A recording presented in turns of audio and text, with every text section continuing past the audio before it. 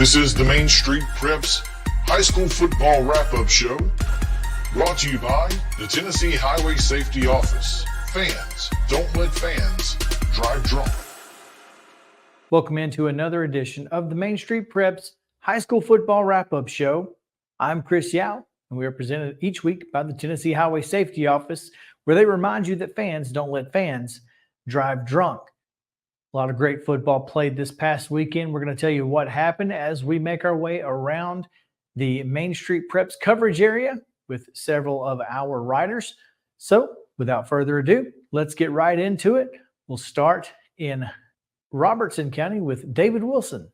Hey everybody, this is David Wilson, sports reporter for the Robertson County Connection, here to give you a quick recap of all the Week 7 games across the Robertson County area this week. There are a lot of matchups that had a big region playoff implications on the line, and that was none other than the headliner on Thursday night at Barry Baker Memorial Field in Cross Plains, as Westmoreland pulled the upset over number 1 East Robertson in Class 2A, and particularly in Region 3 2A, as the Eagles got a 7-6 win over the Indians on Thursday night and moved themselves in the driver's seat in the region standings for their first region championship since 2006. Cooper White had the game-winning touchdown with 37 seconds remaining as he plunged into the end zone on a 3-yard run.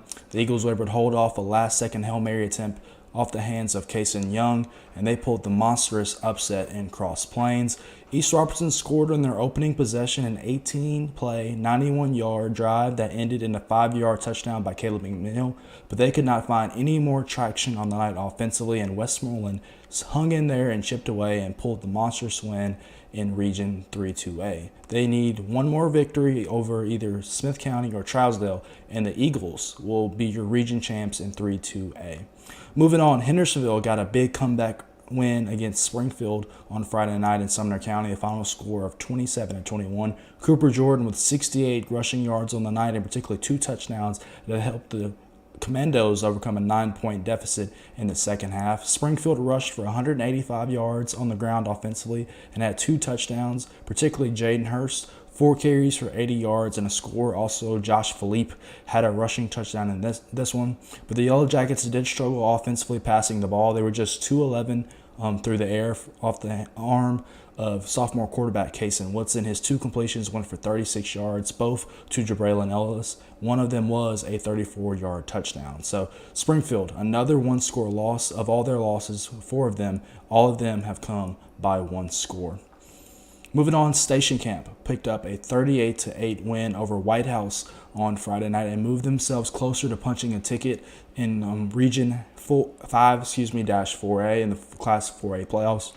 In a very tightly contested region, Colton Overbay had 2 passing touchdowns in that one, both to Preston Farley. The Bison also ran for 3 touchdowns with Shoney Ellis, Matthew Dickens, and Connor Gillespie. White House's lone touchdown came on a 90-yard interception return by Michael Albin. Moving on, a Robertson County showdown last week. White House Heritage picked up another win, a 42-14 victory over Greenbrier, who falls to 0-7 on the year. Xavier Murray, the sophomore quarterback for White House Heritage, 15 of 18 passing for 205 yards and 5 touchdowns. He did have 1 interception that was returned by a touchdown by Bobcats defensive back Braden McDonald, but another phenomenal night for Xavier Murray. He connected with Eric Lopez for 3 touchdowns on the night. Lopez, 6 catches for 83 yards. Dason Springer also had a touchdown reception, and Cale Hunt. And Luke Meyer was the lone offensive touchdown tonight for Greenbrier. He had an 11-yard rushing touchdown from the quarterback position in the Wildcat to open the 4th quarter in that one. Moving on, Joe Burns suffered their 2nd region loss of the year in Cedar Hill on Friday night. They fell to Clay County by a final score of 45-21. Clay County scored 21 points in the 3rd quarter to move away in that one. Maurice Patton had a 70-yard kickoff return for a touchdown for the Red Devils in that one. And then Luke Miller accounted for the other 2 scores on the offensive side. He threw a 5-yard touchdown to Wesley Frost, and he also ran a 1-yard touchdown into the end zone on that one. They will go play Harpeth next week. And then finally, Brentwood Academy beat Innovation Academy 52-0 on Friday night in Brentwood, just south of Nashville. George McIntyre had 2 first quarter touchdown passes, and he also ran for a score in the first quarter as the Eagles shut out the Sentinels on homecoming. Ali Sanganez for Innovation Academy was 6 of 15 passing for 31 yards and 1 interception. That ends a 3-game stretch for the Seminoles where they lost to Class 6A Bradley Central, defending state champion South Pittsburgh, and of course private school power, Brentwood Academy. Thank you. That's all it for the roundup this week. Looking forward to talking to you guys next week. David, as always, thanks so much. Blaine Kellar has your Sumner County report. Sports editor Blaine Kellar here for your Week 7 Sumner County football snapshot. Had a couple of large decisions and big upsets in regards to postseason seeding. So let's jump right into it, starting on Thursday. Westmoreland winning 7-6 and reigning Class 2A runner-up East Robertson. The Eagles scored a touchdown in the final minute to move to 6-1 on the season, and they're now in the driver's seat, prime position for a Region 3-2A championship. That would be their first since 2006. As Robertson County reporter David Wilson noted, Westmoreland needs one win in its last 2 region games in order to do that. A big win after going down 6-0 early against the Indians. The other big upset, perhaps even bigger on Friday night, Portland traveling to Paris and taking down Henry County 21-14 for the first time in school history. Keelan Dalton took a wheel route along the right sideline with about a minute left, another last-minute score here. He goes up high, points a pass from Brogan High, collides with the defender, sticks the landing, turns and scores from 51 yards out. And the defense for Portland does just enough on the final drive to limit a response from the reigning Region 7 5A champions. So really throwing a wrench in those region standings here. Portland will have a bye, as do most teams in Sumner County this week. Then comes back and plays Hendersonville at home, and a game that could very well decide second place in the 7-5A standings. So huge win from Hunter Hicks, huge win from the Portland Panthers that moved them to 4-3 on the season. Speaking of Hendersonville, another late stop by the Commandos helped them pick up a 27-21 win against Springfield. Running back Cooper Jordan scored 2 touchdowns in the fourth quarter to help spark a comeback by Hendersonville. Really strong comeback by the Commandos overall after a disappointing performance 2 weeks back against Beach. Station Camp all but locked up a Class 4A playoff spot by downing White House 38-8. Colton Overbay threw 2 passing touchdowns to Preston Farley. The running game looked pretty impressive, as did the defense, which did not allow a touchdown. Station Camp started 0-4 this season once again, but has since flipped the script once again for a second straight season. They beat Greenbrier and White House, now 2-5 on the year. Needing a few more wins to lock up a playoff spot in Region 5 4A, but certainly handling the brunt of the work already, picking up those 2 big wins. Some other scores around the area: Cookeville winning 45-29 and continuing Gallatin's slide under second-year coach Michael Stroup. Gallatin just had trouble once again stopping a running quarterback in that one. The Cavaliers have been tough for a lot of teams to stop so far. Gallatin will go into the bye week looking to rebound a little bit. Kirkwood, led by former Green Wave coach Chad Watson, wins 35-7 against Liberty Creek at home. And BGA scores 61 points in the 61-10 win against JP2. It's your Sumner County football snapshot. Kick it back to you guys. Blaine, thanks so much. All right, we move right along, and we're going to go over to Calvin White, who is in Montgomery and Houston County. Hello, everyone. This is Calvin White, sports editor with Main Street Clarksville, here to give you a quick recap of all the Week 7 high school football action in Montgomery County. Clarksville wins 47-0 over Northwest. Wildcat quarterback Caden Pledger throws 3 touchdowns to 2 different receivers, and 5 different Wildcats find the end zone in the 47-0 win over Northwest. Rossview beats Dixon County 18-15. Rossview kicker Mick Casto kicked in the game-winning field goal with just a couple seconds left in the game. Kirkwood wins 35-7 over Liberty Creek. Cobra quarterback Miles Redding throws 3 touchdowns in the win. Fairview wins 35-21 over Montgomery Central. The Indians cannot follow up their 8-0 win over Whites Creek with a second consecutive victory. Clarksville Academy falls 33-0 to Columbia Academy. Kenwood gets their first win of the season and a 33-21 win over Northeast. The Eagles remain winless and are now the only winless team in Montgomery County. And finally, Stewart's Creek wins 35-7 over West Creek in a Thursday night matchup. That's it for all the Week 7 high school football action in Montgomery County.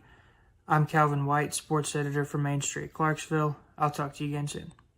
All right, it's time for our first break of the day. We appreciate you guys hanging out with us here on the Main Street Preps High School Football Wrap-Up Show. We'll be right back in just a moment. He shoots, and he scores!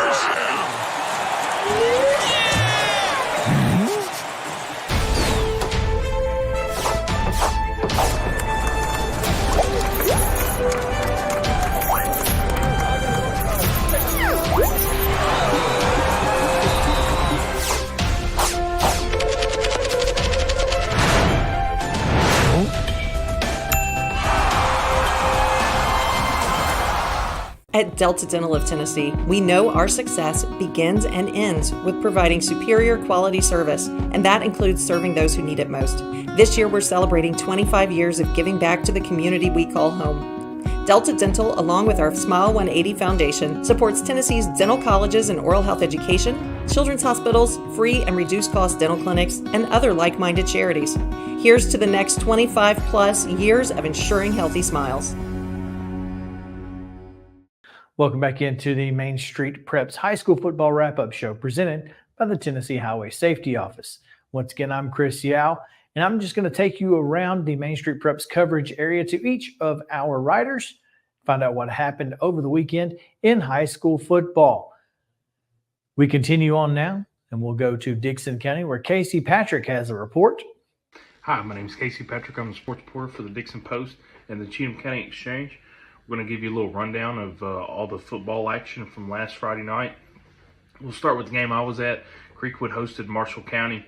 That game was 14-6 right before half, and then a blocked punt kind of spiraled into a 35-13 loss for the Red Hawks. They moved to 5-2 on the year. Dickson County, a heartbreaker, absolute heartbreaker, lost 18-15 at home to Rossview. That game got into overtime, and a doinked field goal ended it for Dickson County. Moving over into the Cheatham area, Sycamore lost 13-0 to Maplewood. Cheatham County Central lost 21-6 to Hickman County. Those two teams, Cheatham County Central and Sycamore, playing this Friday. And then Harpeth lost 53-27 to Lewis County. Harpeth. They've got Joe Burns coming up this Friday. That'll be Doug Loop's, Coach Doug Loop's last home game before he retires at the end of the year. So thank y'all. Have a wonderful evening. Thanks, Casey. All right, moving on down south, we'll go to Murray County, where Maurice Patton is standing by. Hey, I'm Maurice Patton, sports editor at Main Street Murray. Week 7 of the high school football season got going on Thursday night with a big win for a team that didn't have one. Independence got 110 rushing yards and a touchdown from sophomore quarterback Matthew Horner as they went on the road to defeat Overton 37-0 for a big Region 6-6A victory.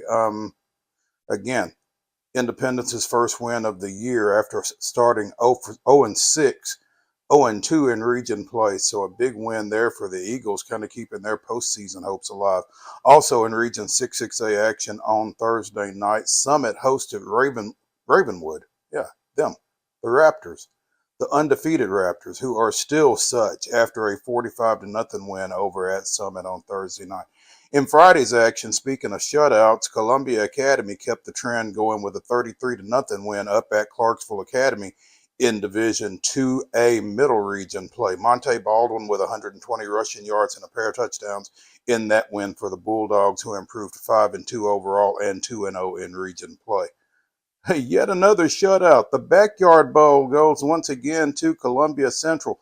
The Lions go to Spring Hill, pick up a 21-0 victory, highlighted by Autry Smith's pick six late in that ball game. So the Lions picking up a Region 5 5A win there over the league and county rival Raiders there. Finally, Mount Pleasant goes on the road, falls at Donaldson Christian Academy 44-6, the second straight loss for the Tigers, who started the season 5-2 on a little bit of a skid here all of a sudden. That does it for week 7 of the high school football season here in Maury County. Again, I'm Maurice Patton, sports editor at Main Street Maury. We'll see y'all soon. All right, one more break. We've got a couple more reports to get to on the other side of this, so stick around here on the Main Street Preps High School Football Wrap-Up Show. Again, presented by the Tennessee Highway Safety Office. Fans, don't let fans drive drunk.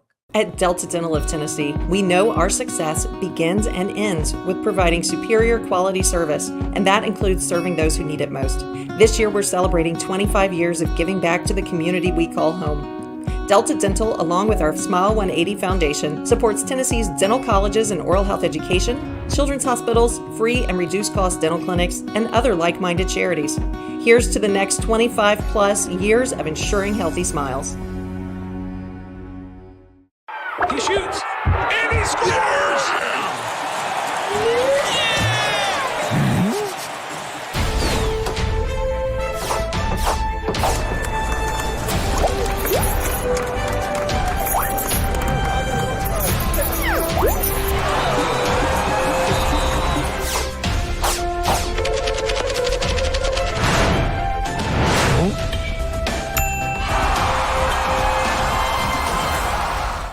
And we're back here for our final segment on the show. Thanks again for hanging out with us here on the Main Street Preps High School Football Wrap-Up Show.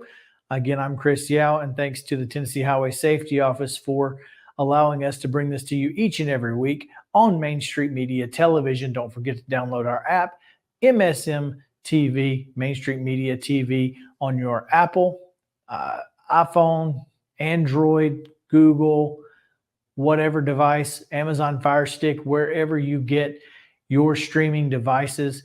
You can download the Main Street Media TV app just by simply searching Main Street Media TV and looking for that MSM TV logo. All right, let's go now to Tommy Bryan, who has your Wilson County report. Hello, everybody. This is Tommy Bryan, sports editor of the Wilson Post in Lebanon. And here's a look at high school football action from last week. In a game that featured 103 points, 982 yards combined in total offense, and 8 lead changes, Friendship Christian defeated Murfreesboro's Providence Christian 52-51 on Friday at Pirtle Field. Senior Carlando Barton rambled for 347 yards on 34 carries and scored touchdowns 4 times as the Commanders improved to 5-2 on the season. PCA quarterback Tatum Marks completed 15 of 27 passes for 388 yards and 7 touchdowns in the loss. Friendship Christian is idle this week due to fall break. Deuce Edwards accounted for 258 yards from scrimmage and scored 5 touchdowns in Lebanon's 41-6 victory over Wilson Central Friday at Wildcat Stadium. Edwards tallied on runs of 46, 49, 45, and 2 yards. Then he hauled in a 36-yard screen pass for another tally. His 5 touchdowns in a game were the most for a Blue Devil since September of 2009, when Jordan Stafford scored 5 times and ran for a modern record of 382 yards in a 35-26 win at Portland.